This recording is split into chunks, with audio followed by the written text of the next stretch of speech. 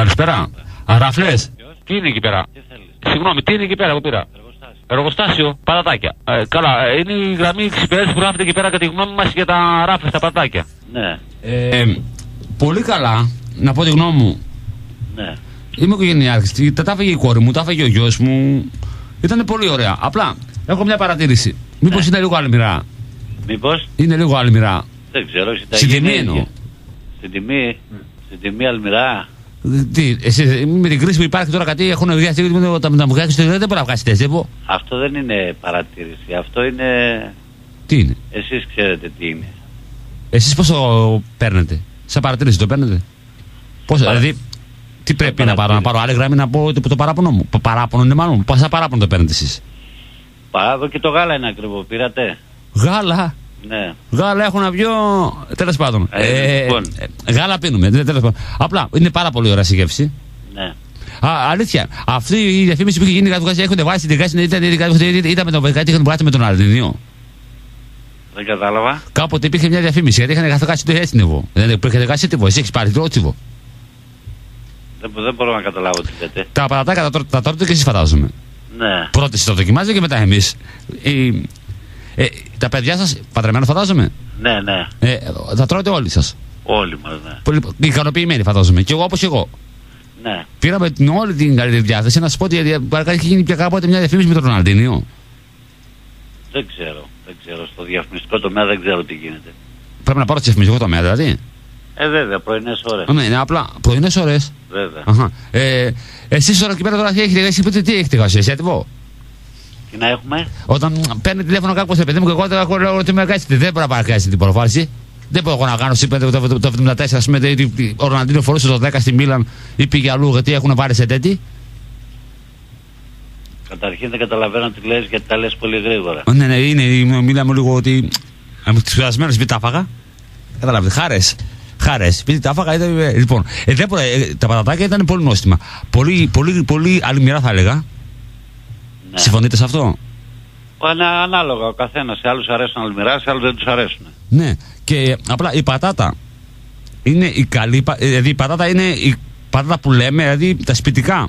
Μα καταλαβαίνετε? Οι πατάτες είναι όλες ίδιες. Όλες? Οι πατάτες. Ναι. Είναι αυτές που παίρνεις και τηγανίζεις. Ναι. Αυτές. Απλά είναι ελληνικής προελεύσεως ή άλλης χώρας? Εξαρτάται. Όσο υπάρχει στην Ελλάδα είναι ελληνικές. Άμα δεν υπάρχει, δεν είναι πάντα ελληνικές. Αυτό θα ξεκαθαρίσω. Δηλαδή υπάρχουν κρούσματα τρελά, ας πούμε, στην Ευρώπη. Γιατί έχουν εργαστεί. Δείχνετε? Ναι.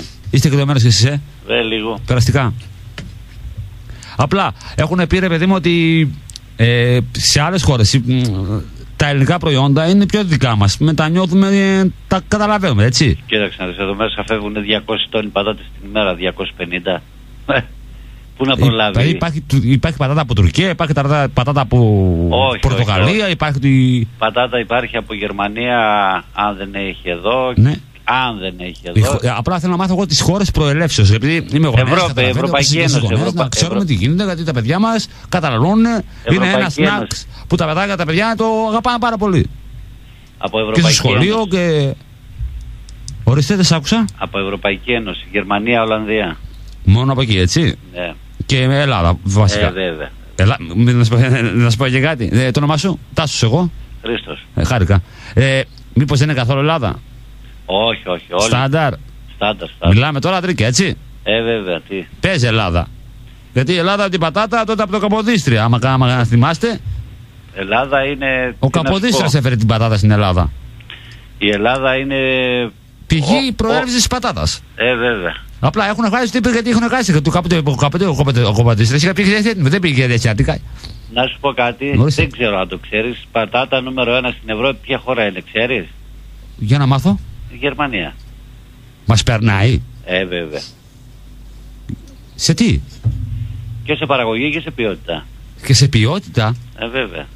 Έχεις φάει πατάτες? Ο πατέρας μου είναι από τα Λιβάδια. Και εγώ από επαρχία είμαι. Τα Λιβάδια τα ξέρεις? Πού είναι τα Λιβάδια? Πάικο, πάνω, βουνό, Κηδικής μεριά, Βόρεια Μακεδονία.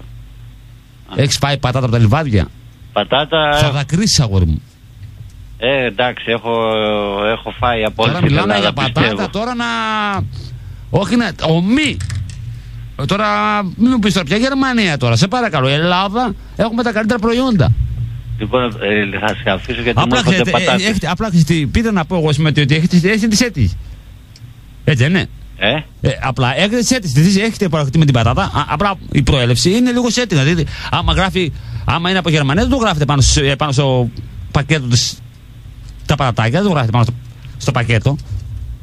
Το γράφετε. Όχι βέβαια. Εφόσον η πατάτα είναι δικιά μας. Μετά αλλάζει. Πέρα Γερμανία όπως είπατε. Δεν μπορεί αυτό να κάνει. Έχει γίνει καθώς έτοιμο. Και άμα έρθουν οι πατάτες πίσω. Έχουν γίνει έτοιμο. Δεν έχουν έρθει ακόμα. Κανένα. Πού να. Συγγνώμη, με ακούτε? Θέλω να ζυγίσουνε. Δεν θα τους εμποδίζει να ζυγίσουν. Βέβαια. Τι μου ήρθες τέτοια ώρα για σκάγια το πρωί? Ορίστε. Μ' ακούτε? Θα μου κλείσει την πλάστικα. Δεν με έχει γράψει κανένα. Έλα, ορίστε. Μ' ακούτε? Ορίστε. Χάρηκα που τα πάμε. See you later. Ρεχάνε δεν πείτε, φίλε μου. Έγινε, για χαρά. Έλα. Μιλάμε, καλά, ο τύπος ήταν φοβερός.